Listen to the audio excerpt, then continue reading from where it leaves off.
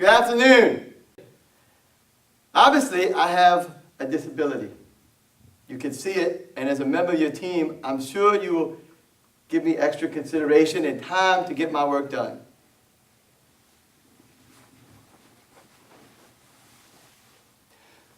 But what if the disability I had was invisible?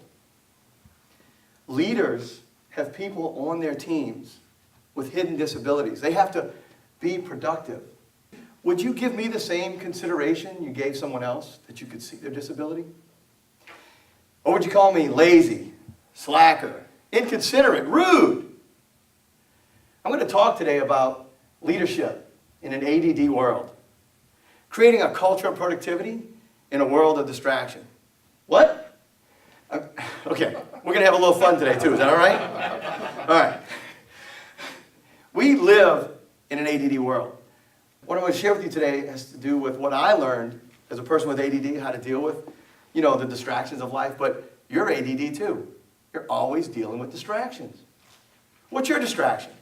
Is it the phone? Is it the email? Is it IM? Is it the pager? Is it tech pager? Who's still got a pager?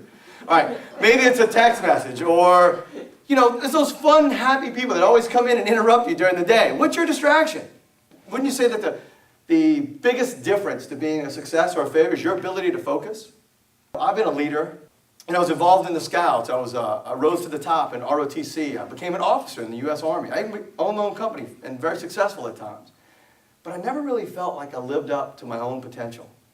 And, I got a lot of advice from people, unsolicited as it was, and they would always say, Dominic, all you got to do is focus.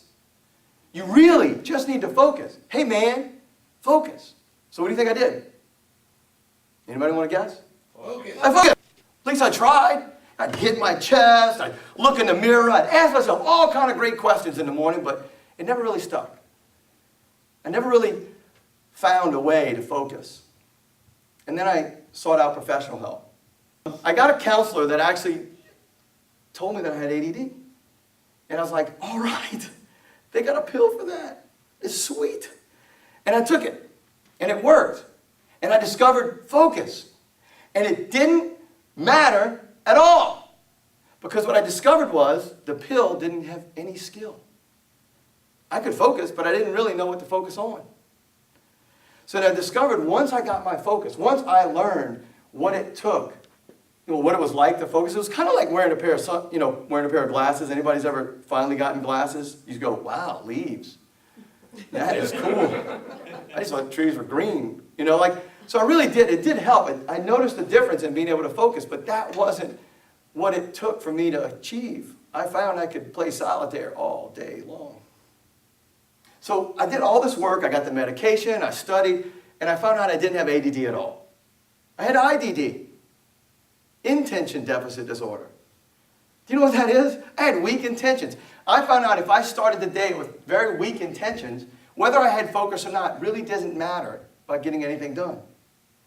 The power of my focus was really determined by the strength and clarity of my intention. So the one critical element that made the difference in me being able to focus and what to focus on to produce the results I needed to produce was my intention. Being able to focus didn't help me with what I think is the more critical element in what leaders have to get their people to do.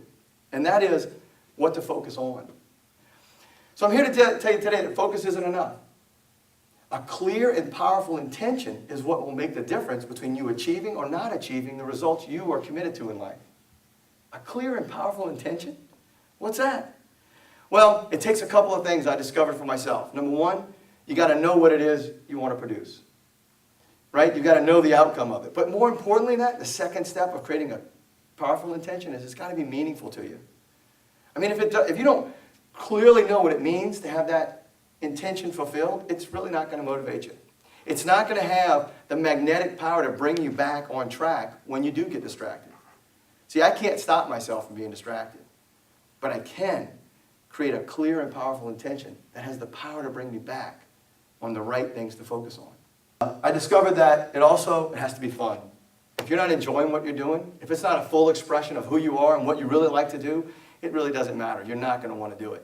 I don't know. It's pretty simple, but it worked for me. Because one of the things I found out about a clear and powerful intention, regardless of whether you achieve the result, your experience of the day is altered. You know how they say it's not the journey, it's the destination?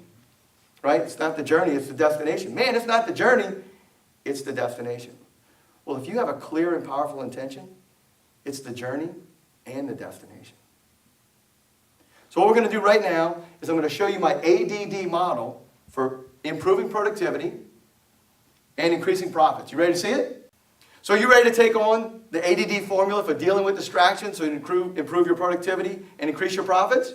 Yes! Awesome.